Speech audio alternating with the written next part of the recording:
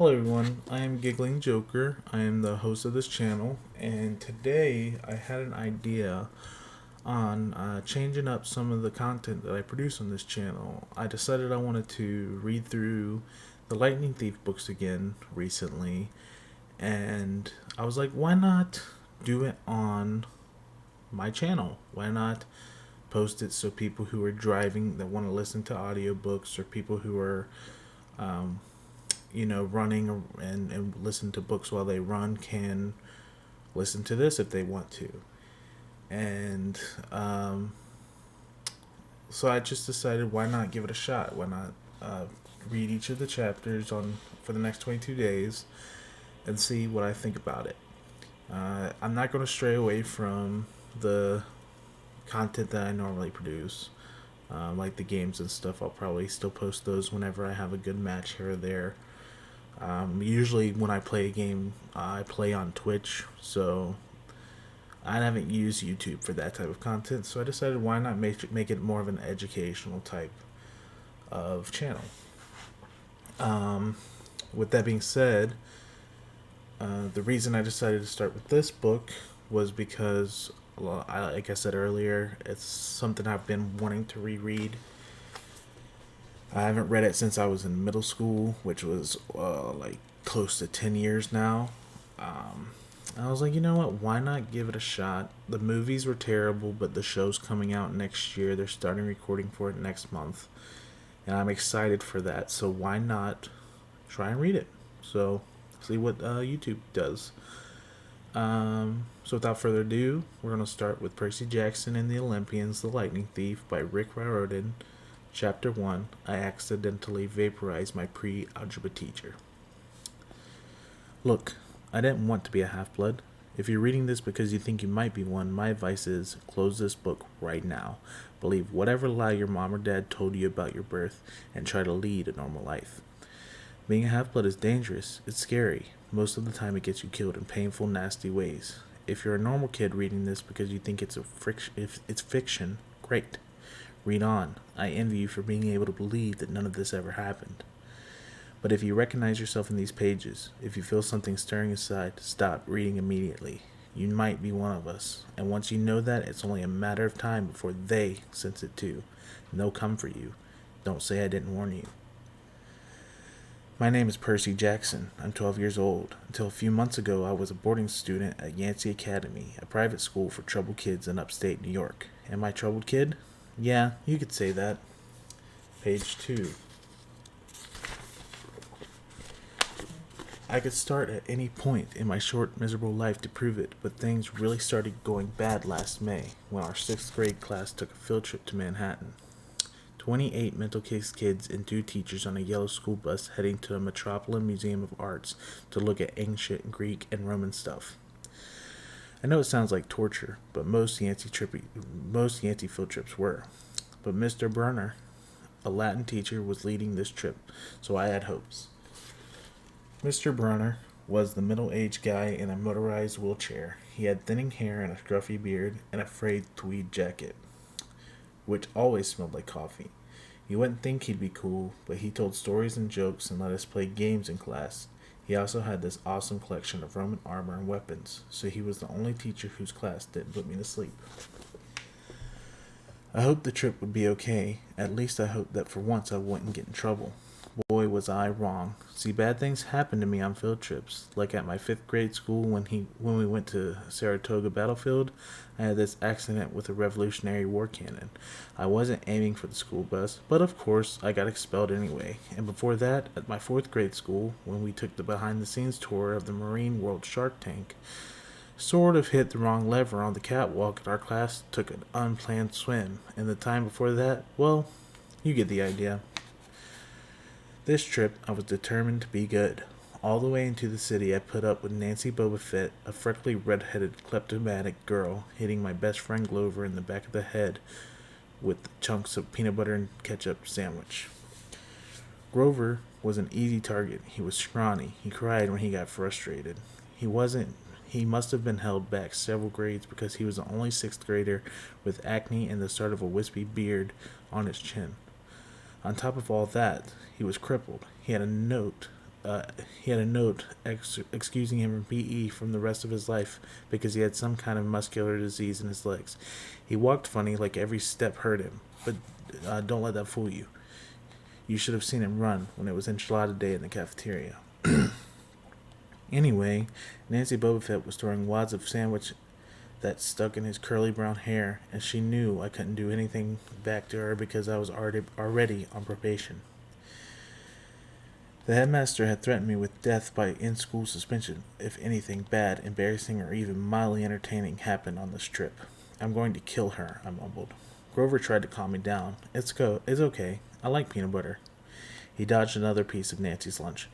That's it. I started to get up, but Grover pulled me back to my seat. You're already on probation, he reminded me. You know you'll get blamed if anything happens. Looking back on it, I wish I'd decked Nancy Boba Fett. Page 4. I wish I had decked Nancy Boba Fett right then and there. In-school suspension would have been nothing compared to the mess I was about to get myself into. Mr. Brunner led the museum tour. He rode up front in his wheelchair, guiding us through this big, echoey gallery, past marble statues in glass cases full of really old black and orange pottery. It blew my mind that this stuff had survived for 2,000, 3,000 years. He gathered us around a 13-foot tall stone column with a big sphinx on the top and started telling us how it was a grave marker, a stele, for a girl about our age. He told us about the carvings on the sides. I was trying to listen to what he had to say because it was kind of interesting, but everybody around me was talking, and every time I told them to shut up, the other teacher chaperone, Miss Dodds, would give me an evil eye. Miss Dodds was this little math teacher from Georgia who always wore a black leather jacket even though she was 50 years old. She looked mean enough to ride a Harley right into your locker.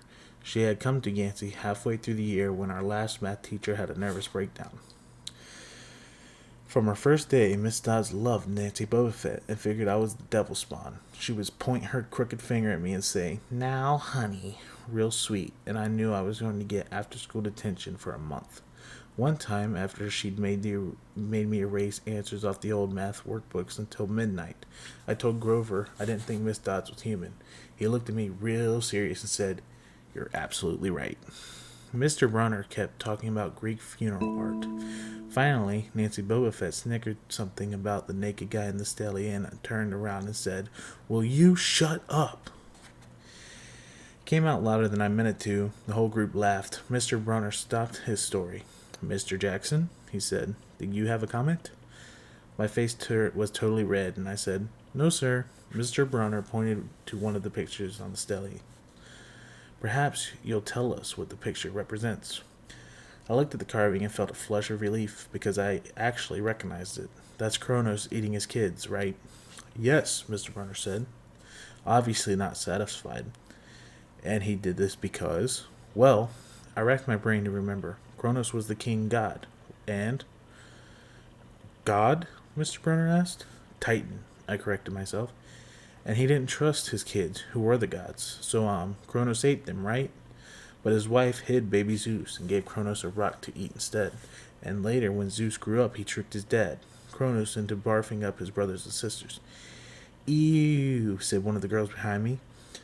And so there was a big fight between the gods and the Titans, I continued, and the gods won. Page 7. If I can get the page turned.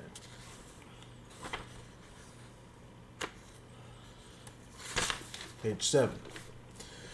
Some stickers from the group behind me. Nancy Boba Fett mumbled to a friend, like we're going to use this in real life, like it's going to say on our job applications, "Please explain why Kronos ate his kids."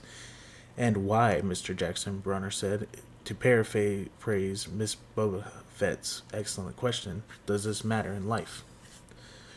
"Busted," Grover muttered. "Shut up," hissed Nancy. Her face was even brighter red than her hair. At least Nancy got packed too. Mr. Brunner was the only one who ever caught her saying anything wrong. He had radar ears. I thought about his question and shrugged. "I don't know, sir." "I see," Mr. Brunner said, disappointed. Well, half credit, Mr. Jackson. Zeus did indeed feed Cronus a mixture of mustard and wine, which made him discourage his other 5 children, who, of course, being immortal gods, had been living and growing up completely undigested in the Titan's stomach. The gods defeated their father, sliced him into pieces with his own scythe, and scattered his remains in Tartarus, the darkest part of the underworld. On that happy note, it's time for lunch. Miss Dodds, will you lead us back to outside? The class drifted off, the girls holding their stomachs, the guys pushing each other around and acting like doofuses. Rover and I were about to follow when Mr. Bronner said, "Mr. Jackson." I knew who that was coming. I told Grover to keep going, then I turned toward Mr. Brunner. "Sir?" Mr. Brunner had this look that wouldn't let you go. Intense brown eyes that could have been 1,000 years old and had seen everything. "You must learn the answer to my question," Mr. Brunner told me. "About the Titans, about real life, and how your studies apply to it." "Oh, what you learn from me," he said, "is vitally important. I expect you to treat it as such. I will accept only the best from you, Percy Jackson." I wanted to get angry. This guy pushed me so hard. I mean, sure, it was kind of cool on tournament days when he dressed up in a suit of Roman armor and shouted, "What, ho!" and challenged us sword point against chalk to run to the board and name every Greek and Roman person who had ever lived, and their mother. What god they worshipped. But Mr. Brunner expected me to be as good as everybody else. Despite the fact that I had dyslexia and attention deficit disorder, I had never made above a C- in my life. No, he didn't expect me to be as good. He expected me to be better, and I just couldn't learn all those names and facts, much less spell them correctly. I mumbled something about trying harder while Mr. Brunner, page 9, Mr. Brunner took one long sad look at the Sally, like he'd been at this girl's funeral. He told me to go outside and eat my lunch. The class gathered on the front steps of the museum where we could watch the foot traffic along Fifth Avenue. Overhead, a huge storm was brewing, with clouds blacker than I had ever seen in the city. I figured maybe it was global warming or something, because the weather all across New York State had been weird since Christmas. We'd had massive snowstorms, flooding, wildflower fires, and lightning strikes. I wouldn't have been surprised if this was a hurricane blowing in. Nobody else seemed to notice. Some of the guys were pelting pigeons with Lunchable crackers. Nancy Bobofet was trying to pickpocket something from the lady's purse, and of course Miss Dodds wasn't even seeing a thing. Grover and I sat on the edge of the fountain, away from the others. We thought that maybe if we did that, everybody wouldn't know we were from that school, the school for the loser freaks who couldn't make it elsewhere. "Detention?" Grover asked. "Nah," I said, "not from Brunner. I just wish he'd lay off me sometimes. I mean, I'm not a genius." Grover didn't say anything for a while. Then when I thought he was going to give me some deep psychological comment to make me feel better, he said, "Can I have your apple?" I didn't have much of an appetite, so I let him take it. I watched the stream of cabs going down Fifth Avenue and thought about my mom's apartment, only a little ways uptown from where we sat. I hadn't seen her since Christmas. I wanted so bad to jump in a taxi and head home. She'd hug me and be glad to see me, but she'd be disappointed too. She'd send me right back to Yancey. Remind me that I had to try harder, even if it was my 6th school in 6 years, and I was probably going to be kicked out again. I wouldn't be able to stand that sad look she gave me. Mr. Brunner parked his wheelchair at the base of the handicapped ramp. He ate celery while he read a paperback novel, a red umbrella stuck up from the back of his chair, making it look like a motorized cafe table. I was about to unwrap my sandwich when Nancy Bobofet appeared in front of me with her ugly friends. I guess she'd gotten tired of stealing from the tourists and dumped her half-eaten lunch in Grover's lap. "Oops," she grinned at me with her crooked teeth. Her freckles were orange, as if somebody had spray-painted her face with liquid Cheetos. I tried to stay cool. The school counselor had told me 1,000,000 times, count to 10, get control of your temper, but I was so mad my mind went blank and a wave roared in my ears. I don't remember touching her, but next thing I knew, Nancy was sitting on her butt in the fountain, screaming, "Percy pushed me!" Miss Dodds materialized next to us. Page 11. Some of the kids were whispering, "Did you see the water? Like it grabbed her." I didn't know what they were talking about. All I knew was I was in trouble again. As soon as Miss Dodds was sure poor little Nancy was okay, promising to get her a new shirt at the museum gift shop, Etika, Miss Dodds turned to me. There was a triumphant fire in her eyes, as if I had done something she'd been waiting for all semester.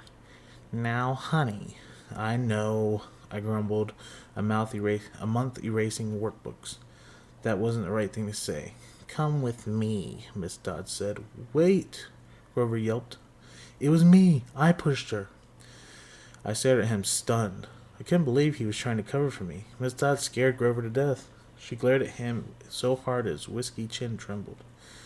"I don't think so, Mr. Underwood," she said. "But you will stay here." Grover looked at me desperately. "It's okay, man," I told him. "Thanks for trying." "Honey," Miss Dodds barked at me. "Now." Nancy Bowfit smirked. I gave her a deluxe "I'll kill you later" stare. Then I turned to face Miss Dodds, but she wasn't there. She was standing at the museum entrance, way at the top of the steps, gesturing impatiently for me to come on. How did she get there so fast? I have moments like that a lot, when my brain falls asleep or something, and the next thing I know, I've missed something, as if a puzzle piece fell out of the universe and left me staring at the blank place behind it. The school counselor told me that was part of the ADHD. My brain misinterpreting things. I wasn't so sure. I went after Miss Dodds. Halfway up the steps, I glanced back at Grover. He was looking pale, cutting his eyes between me and Mr. Brunner, like he wanted Mr. Brunner to notice what was going on. But Mr. Brunner was absorbed in his novel. I looked back at Miss Dodds, and Miss Dodds had disappeared again. She was now inside the building at the end of the entrance hall. Okay, I thought, she's going to make me buy a new shirt for Nancy at the gift shop, but apparently that wasn't the plan. I followed her deeper into the museum. When I finally caught up to her, we were back at the Greek and Roman section. Except for us, the gallery was empty. Miss Dodds stood with her arms crossed in front of a big marble frieze of the Greek gods. She was making this weird noise in her throat, like growling. Even without the noise, I would have been nervous. It's weird being alone with a teacher, especially Miss Dodds. Something about the way she looked at the frieze, as if she wanted to pulverize it. Page 13. "You've been giving us trouble, honey," she said. I did the safe thing and said, "Yes, ma'am." She tugged at the cuffs of her leather jacket. "Did you really think you would get away with it?" The look in her eyes was beyond mad. It was evil. She's a teacher, I thought nervously. It's not like she's going to hurt me. I said, I'll try harder, ma'am." Thunder struck the building.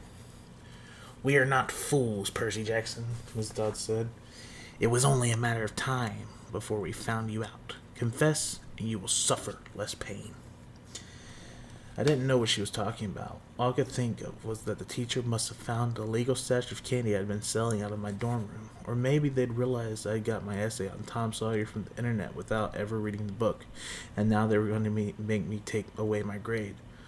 Or worse, they were going to make me read the book. "Well?" she demanded. "Ma'am, I don't..." "Your time is up," she hissed. When the weirdest thing happened, her eyes began to glow like barbecue coals, her fingers stretched, turning into talons. Her jacket melted into large, leathery wings. She wasn't human. She was a shriveled hag with bat wings and claws and a mouthful of yellow fangs, and she was about to slice me into ribbons. Then things got even stranger. Mr. Brunner, who'd been out in front of the museum a minute before, wheeled his chair into the doorway of the gallery, holding a pen in his hand. "Whoa-ho, Percy!" he shouted and tossed the pen through the air. Miss Dodds lunged at me. With a yelp, I dodged and felt talons slash the air next to my ear. I snatched the ballpoint pen out of the air, but when it hit my hand, it wasn't a pen anymore. It was a sword. Mr. Brunner's bronze sword, which he always used on tournament day. Miss Dodds spun toward me with a murderous look in her eyes. My knees were jelly. My hands were shaking so bad I almost dropped the sword. She snarled, "Die, honey," and she flew straight at me. Absolute terror ran through my body. I did the only thing that came naturally. I swung the sword. The metal blade hit harder. hit her shoulder and passed clean through her body as if she were made of water. Hiss. Miss Dodds was a sandcastle in a power fan. She exploded into yellow powder, vaporized on the spot, leaving nothing but a smell of sulfur and dying screech and a chill of evil in the air, as if two glowing red eyes were still watching me. I was alone. There was a ballpoint pen in my hand. Mr. Brunner wasn't there. Nobody was there but me. Page 15. My hands were still trembling. My lunch must have been contaminated with magic mushrooms or something. Had I imagined the whole thing? I went back outside. It had started to rain. Grover was sitting by the fountain, a museum map tinted over his head. Nancy Bobofet was still standing there, soaked from her swim on the fountain, grumbling to her ugly friends. When she saw me, she said, "I hope Miss Kerr whipped your butt." I said, "Who?" "Our teacher, duh." I blinked. We had no teacher named Miss Kerr. I asked Nancy what she was talking about. She just rolled her eyes and turned away. I asked Grover where Miss Dodds was. He said, "Who?" But he paused first. He wouldn't look at me, so I thought he was messing with me. "Not funny, man," I told him. "This is serious." Thunder boomed overhead. I saw Miss Brunner sitting under his umbrella, reading his novel as if he had never moved. I went over to him. He looked up a little distracted. "Ah, that would be my pen. Please bring your own writing utensil in the future, Mr. Jackson." I handed Mr. Brunner his pen and hadn't even realized I was still holding it. "Sir," I said, "where's Miss Dodds?" He stared at me blankly. "Who?" "The other chaperone. Miss Dodds, the pre-algebra teacher." He frowned and sat forward, looking mildly concerned. "Percy, there is no Miss Dodds on this trip. As far as I know, there has never been a Miss Dodds at Yancey Academy. Are you feeling all right?" And that is the first chapter. We will be back with chapter 2 tomorrow.